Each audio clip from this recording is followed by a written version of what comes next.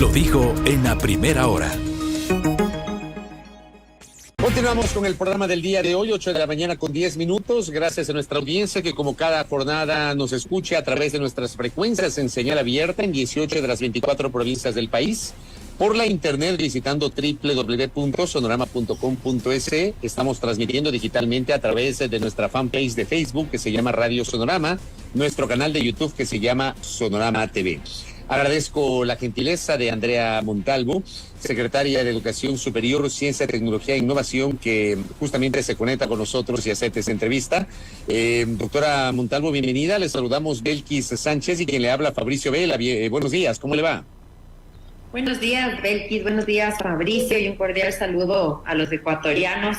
Hoy es un día muy especial para la educación superior. Tendremos por primera vez la graduación masiva de más de 1,200 estudiantes y realmente estamos contentos con este momento. Empecemos por ahí justamente. Ayúdenos con detalles, cuéntenle a la audiencia detalles de esta graduación masiva, secretaria. Sí, bueno, el principal reto que nos hemos planteado como CENESID y desde el gobierno del encuentro precisamente es brindar más oportunidades a los jóvenes y cumplir con sus anhelos. En ese sentido, hemos identificado que la formación técnica y tecnológica realmente requiere del impulso por parte de la política pública de educación superior, porque se ha confirmado a nivel mundial que este es el talento que se necesita para el desarrollo de un país, que los rangos salariales se determinan de igual manera y compiten fácilmente en el campo laboral entre un ingeniero, un tecnólogo. Aquí es muy importante justamente potenciar y visibilizar a los protagonistas de esta formación, a quienes ya apostaron por la formación técnica y tecnológica, y en ese sentido esta grabación pues es ese reconocimiento a los jóvenes que apostaron por esta carrera y es presentarle a la ciudadanía, a la empresa, a los actores sociales, este grupo de talentosos jóvenes que el día de hoy pues se van a insertar tanto en el mundo laboral como al emprendimiento y a la innovación. Secretaria, buenos días, bienvenida. ¿De cuántos graduados estamos hablando? Bueno, el día de hoy se incorporan 1,278 graduados. Es probable que, como en todo proceso de graduación, asistan menos jóvenes por cualquier imprevisto que se ve, pero se titularán el día de hoy 1,278 jóvenes. Correcto. Secretaria Andrea Montalvo, eso digamos va a ser el hecho que se va a presentar el día de hoy. Hagamos una evaluación a esta hora de cómo ha avanzado el acceso a la educación superior por parte de los bachilleres, luego de la decisión de eliminar la prueba Transformar y trasladar a cada una de esas universidades la responsabilidad de establecer sus propios procesos para poder dar paso justamente a los bachilleres a que puedan ingresar al primer año de la universidad. ¿Todas las universidades públicas están listas a esta hora o cómo está ese proceso, doctora Montalvo? Bueno, muchísimas gracias por esta pregunta. En realidad estamos activados 100% universidades, institutos, CENESID como órgano rector de la política pública. Trabajamos de manera conjunta para la elaboración del reglamento del Sistema Nacional de Nivelación y Admisión, y ahora lo que hemos hecho es acercarnos personalmente a cada una de las universidades. No trabajar en estas reuniones que quizás no te permiten conocer la realidad de cada una de las universidades. Estamos por finalizar esta gira que hemos hecho, digámoslo así, por las universidades, y ya vemos que más del 90% están listas para arrancar con su proceso. Recordemos que el proceso iniciará pues una vez que finalice el año lectivo de los colegios, para que haya una igualdad de oportunidades en todo el proceso, y también recordar que el CENESID pues realizará permanentemente el monitoreo, la evaluación del proceso, para confirmar que este proceso se maneje de forma ágil, pero sobre todo bajo los principios de ética y de acuerdo a la normativa vigente. Correcto, y la reglamentación como tal en la que están trabajando, ¿cómo se la está delineando? ¿Cuándo estaría lista? La reglamentación, el reglamento del Sistema Nacional de Nivelación y Admisión está listo, ya fue publicado hace unas semanas. Con este reglamento lo que determina un poco y marca la cancha es cuáles son las competencias de CENESID al momento de realizar el monitoreo, la importancia que tiene el que haya un registro único nacional de las personas que quieren acceder a la educación superior para que las universidades tengan un perfil único, ¿no? Eso lo estamos desarrollando en CENESID.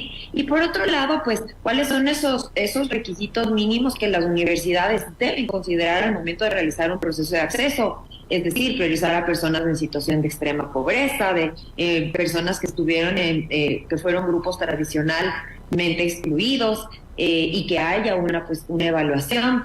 Lo que hace el reglamento justamente es un poco delinear esos parámetros mínimos para que puedan después de manera articulada ser evaluados y monitoreados por CENESID. Secretaria Montalvo, ya no va a haber más pruebas transformar, es decir, con la última o con la anterior ya se cerró la prueba transformar de CENESID. Sí, bueno, el examen de acceso a la educación superior unificado definitivamente está eliminado. Realmente hemos confirmado el grave problema que significaba el realizar un único acceso a la educación superior. Definitivamente el manejar desde una cartera de Estado y pretender controlar el acceso era un absurdo y ha sido confirmado así. Lo que vamos a ver ahora en el proceso es que cada universidad pues manejará sus procesos de admisión. Los jóvenes de manera libre podrán acceder a cada una de las universidades, realizar su proceso, hacerlo como yo creo que muchos lo hemos hecho, si no es una, aplicar a 2, 3 universidades y finalmente tomar esa decisión.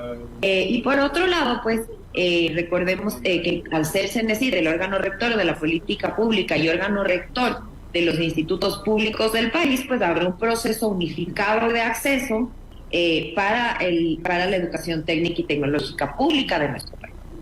Ya, pero solamente quiero, solo un segundo, Belkis, quiero tener claro, a ver, ya no va a haber esta prueba unificada. Esto va a ir de la mano con cada universidad. Y le quiero insistir en la pregunta. ¿Todas las universidades públicas están ya en capacidad de hacerlo o le van a pedir que CENESID temporalmente se encargue? Porque entiendo que también había esa posibilidad, secretaria. Sí, efectivamente, en una de las transitorias del Reglamento General de la LOE se establece que las universidades que lo requieran y de acuerdo a unos parámetros de evidencia en que necesitan el apoyo, pues se los dará. En ese sentido, como existen efectivamente determinadas universidades, la verdad son muy pocas, pero sí existen algunas universidades que han pedido que todavía CENESID apoye, pero aquí es importante informar a la ciudadanía que CENESID se acercará a esta universidad puntualmente a acompañarle en el proceso. Es decir, no haremos un proceso en CENESID para 5 universidades, sino que CENESID se desplegará a las 5 universidades para ayudarles a hacer su proceso independiente. Sí, justamente la pregunta que iba a plantear Fabricio iba en la línea de lo que planteabas. O sea, te quité la pregunta. Me quitaste la pregunta de la boca, claro, porque yo lo que iba a consultar es del análisis que han realizado, si las universidades en general estaban en esta capacidad de poder llevar adelante los procesos, no solo en lo que tiene que ver con la admisión, sino en la nivelación como tal, porque recuerdo entrevistas anteriores, Fabricio, y no me dejarás mentir, en que diálogos que hemos mantenido nos daban cuenta de que no estaban todas en la capacidad precisamente de llevar adelante los procesos de nivelación como tal. Entonces, en ese sentido, ¿cómo van a trabajar? Bueno, como había mencionado hace un momento, las universidades que así lo requieran lo realizarán. Aquí es importante también mencionar que para que haya este entorno en el que existen más oportunidades para los jóvenes, pues también en el mismo reglamento se establece una mayor flexibilidad para las universidades y una simplificación de trámite, mayor autonomía financiera. Y el próximo año se entregará a las universidades $200 millones adicionales. Este es un aumento histórico que se ha dado para la educación superior, y en esa línea pues las universidades que tenían quizás un poco de preocupación en cuanto a cómo manejar ese recurso económico, pues con este aumento pues ya pueden tener un poco más de flexibilidad. Los procesos de nivelación, indistinto de dónde se llevaba el acceso, pues ya los llevaban a cabo y los realizaban las universidades Sin embargo, CENESID seguirá trabajando de manera permanente con la juventud, seguiremos trabajando de la mano de ellos, acompañándoles en el proceso de decisión, asesorándoles qué carrera seguir, y también pues nivelarles, seguir manteniendo esta nivelación general que ha ejecutado CENESID ya en tres idiomas de lenguas también ancestrales para personas con discapacidad, seguir trabajando de la mano. Esto es un trabajo que debemos hacer el sistema de manera unida y articulada, porque el principal beneficio es para los jóvenes y finalmente para nuestro país. Ahora, está claro que este discurso que algunos sectores han tenido de libre ingreso a la universidad, eso no ha existido nunca. O sea, no es que históricamente ha existido suficiente capacidad de las universidades para acoger a todos los bachilleres. Y esta lamentablemente ha sido una realidad muy compleja que ha enfrentado el Ecuador. El tema es que se opta por esta decisión de eliminar la prueba única, la prueba transformar. Cada universidad tendrá que hacerlo de manera individual, pero esto debería ir de la mano con la necesidad de tratar de incrementar la oferta para que se pueda satisfacer la demanda de cupos en las universidades públicas. ¿Sabemos algo de cómo está ese proceso en las universidades? Con la estructura actual de las universidades, ¿están en capacidad de aumentar la oferta de plazas o de cupos para los primeros años de estudios, secretaria? Sí, precisamente de la mano de la reforma del reglamento de la LOES, pues se hace una reforma. El trabajo del Consejo de Educación Superior ha sido importantísimo en la reforma de todos esos reglamentos que saturaban al sistema de educación superior. Presentar nuevas modalidades de estudio, la modalidad online, la reforma del reglamento de sedes y extensiones permitirá una mayor presencia en territorio. La semana pasada participé, fui a conocer el nuevo bloque de aulas que ha construido el SPOCH en su sede en Orellana. Y así vamos a seguir viendo cómo hay nueva presencia en territorio, esto de la mano del aumento de recursos, como les mencionaba, en formación técnica y tecnológica hemos aumentado 181 carreras, tenemos que seguir reforzando los laboratorios y con ese aumento de recursos, pues, y además un aumento de recursos de la mano de un proceso responsable de monitoreo y de asignaciones posteriores. ¿A qué me refiero con esto? Pues que se han considerado por primera vez indicadores de calidad al momento de asignar recursos a las universidades. ¿Cuál es el número de cupos que tiene para las distintas carreras? ¿Cuáles son los proyectos de investigación que tienen? Es decir, mirar cuáles son sus procesos de calidad y en ese sentido, pues hacer una asignación responsable del dinero que finalmente es de todos los ecuatorianos.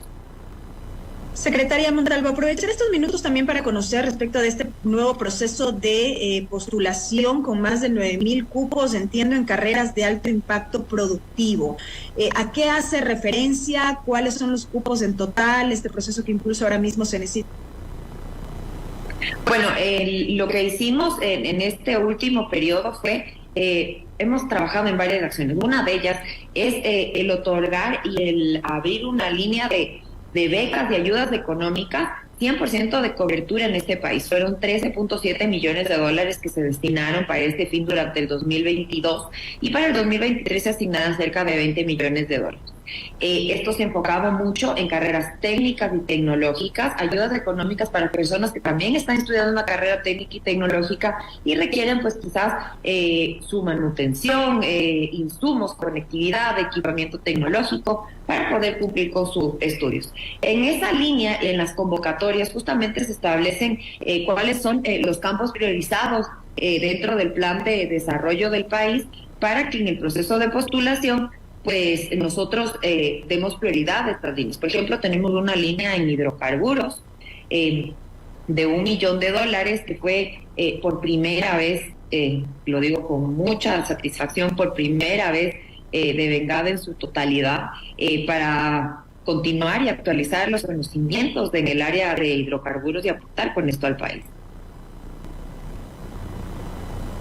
Y justamente en esa línea, secretaria Montalvo, ¿cómo hacer para, por ejemplo, digamos, está claro que el estudiante o el bachiller en su legítima autonomía tiene la posibilidad de decidir qué carrera quiere estudiar? pero hay carreras que históricamente han estado saturadas, comunicación social, administración de empresas, medicina, filosofía, derecho. ¿Cómo hacemos para que esos estudiantes, esos bachilleres se decanten por otras carreras? Yo en su momento sostenía en un comentario que hice en este mismo espacio que es preciso fomentar un proceso de formación desde la escuela y desde el colegio. Yo no sé si dentro de la política pública se está manejando aquello, secretaria Montalvo. Sí, efectivamente, el trabajo articulado entre las carteras de Estado es vital en este proceso. Estamos trabajando con el Ministerio de Educación para que haya un proceso permanente desde primero de bachillerato, un proceso de orientación vocacional. Pero mire, hay algo tan importante y vital al momento de diversificar la demanda de los jóvenes, y es que se haga presencia en territorio. La única manera de que los jóvenes conozcan cuál es la oferta es acercándonos a las ciudades, a las comunidades, a hablar con los padres de familia.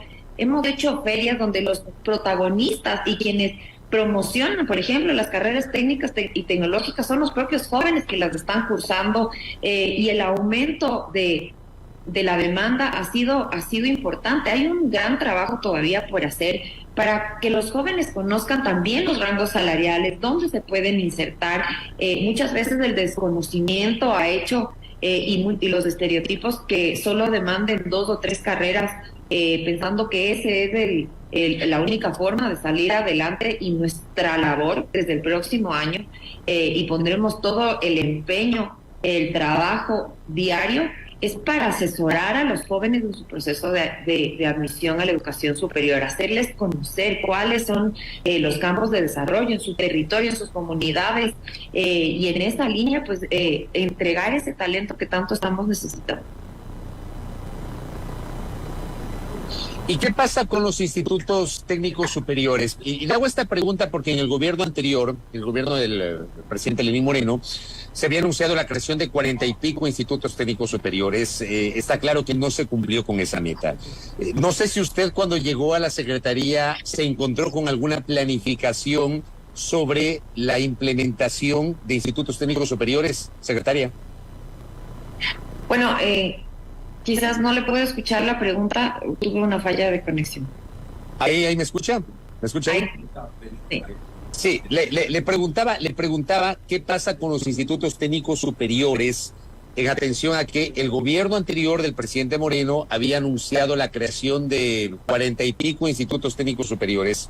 Entiendo que no se logró esa meta. ¿Usted se ha encontrado en la Secretaría con una planificación en ese sentido? Bueno, en realidad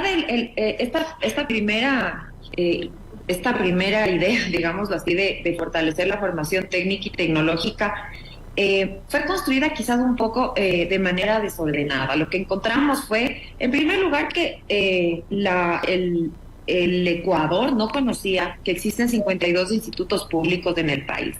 En segundo lugar, pues que no se había hecho un monitoreo, no se había hecho un acercamiento, no se tenía un diagnóstico de la situación de cada uno de los institutos.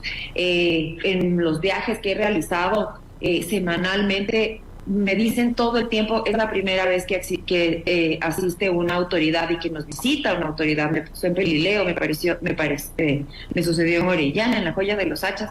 Entonces, claro, fue una situación que podemos mejorar definitivamente. Quizás ya no seguir llorando sobre la leche derramada, pero sí ya cambiar drásticamente, hablar de verdad de fortalecimiento de la formación técnica y tecnológica. Hasta el fin de este año entregaremos 4 institutos totalmente equipados con tecnología de punta, pero recordemos que son 52 y desde enero realizaremos durante enero y febrero un autodiagnóstico y una autoevaluación de cada uno de los institutos, que la misma comunidad pues reflexione sobre cuáles son sus necesidades, sus buenas prácticas, y de esta manera que la política pública que hagamos y la generación de proyectos pues sean justamente enfocados en el fortalecimiento de la educación en cada uno de estos cantones. Adicionalmente, los nuevos institutos que vienen el próximo año, Instituto en las Islas Galápagos, institutos móviles, que es de educación 100% online mediante un robot para personas en privación de libertad,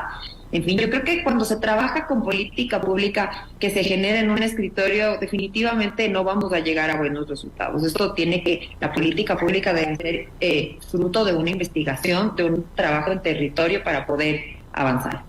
Hablando justamente del tema de los institutos de traslado, una inquietud que nos había escrito una de nuestras oyentes, Ana Peláez, dice: las universidades técnicas no entregan títulos desde hace 3 años. ¿Quién se encarga de eso? Nos pide que le preguntemos esto, doctora Montalvo. Sí, bueno, no comprendo muy bien la pregunta, pero puede escribir a nuestras redes sociales o a los puntos de atención para consultarnos de qué se trata específicamente el caso y atenderlo a la brevedad. Correcto. Secretaria Montalvo, gracias por estos minutos para hablar de los temas de la educación superior.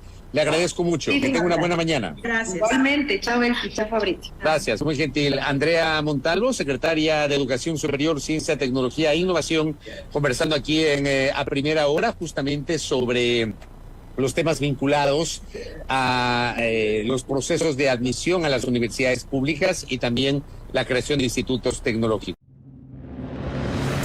Primera plana. Todas las noticias, todas las voces.